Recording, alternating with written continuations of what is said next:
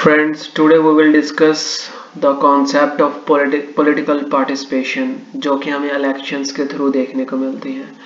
और आज की इस वीडियो में हम इसकी इम्पोर्टेंस पे भी बात करेंगे। मेरा नाम है Mohammad Numan Tariq and I welcome you all in Launcher academy. पहले डेफिनेशन की बात करते हैं कि पॉलिटिकल पार्टिसिपेशन होती क्या है। ये एक एक्ट होता है जिसमें हम इंगेज करते हैं पॉलिटिकल प्रोसेस के साथ। ये बाय वोटिंग भी हो सकता है, प्रोटेस्टिंग भी हो सकता है और डोनेटिंग कैंपेन्स भी हो सकता है। और ये पॉलिटिकल पार्टिसिपेशन आपकी सर्विंग ड्यूरिंग द गवर्नमेंट भी हो सकता है। तो ये सारी चीज़ें जो हैं ये पॉलिटिकल पार्टिसिपेशन में आती हैं।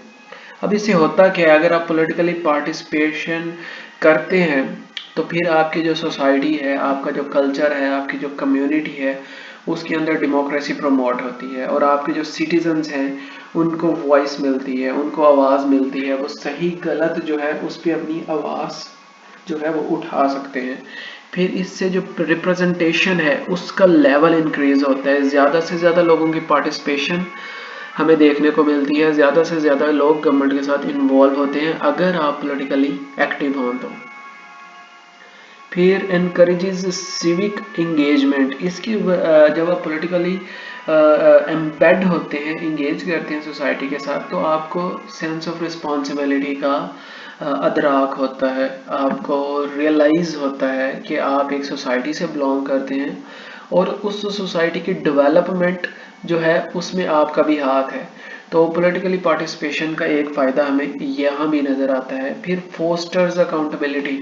जब आप पॉलिटिकल जो इश्यूज हैं उनमें पार्टिसिपेशन करते हैं तो आप लोग जो हैं वो अकाउंटेबल ठहरा सकते हैं इलेक्टेबल्स को, और उनको किसी भी मामले में आप जो है वो जवाबदेह किसी भी मामले में खड़ा कर सकते हैं।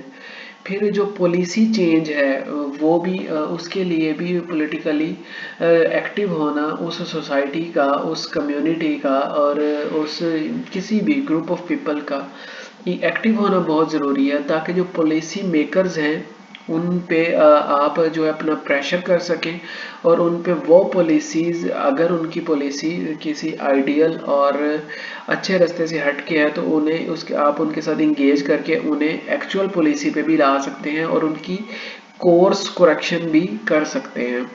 तो ये भी हमें तभी पॉसिबल होगा जब लोग इलेक्शंस में और अपने इस जो सिस्टम है उसके अंदर से ज़्यादा पार्टिसिपेशन करेंगे।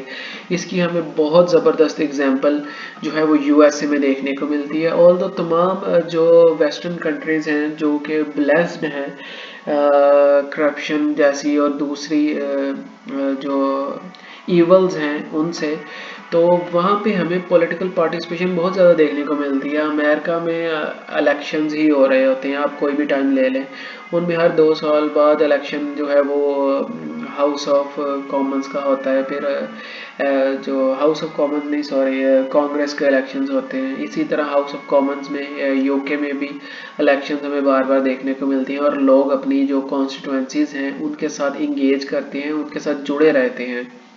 तो जो फंक्शनल डेमोक्रेसी है उसका ये इंटीग्रल पार्ट है कि जो लोग हैं वो पॉलिटिकली एक्टिव हों और पॉलिटिकल पार्टिसिपेशन जो है वो ज़्यादा से ज़्यादा हो।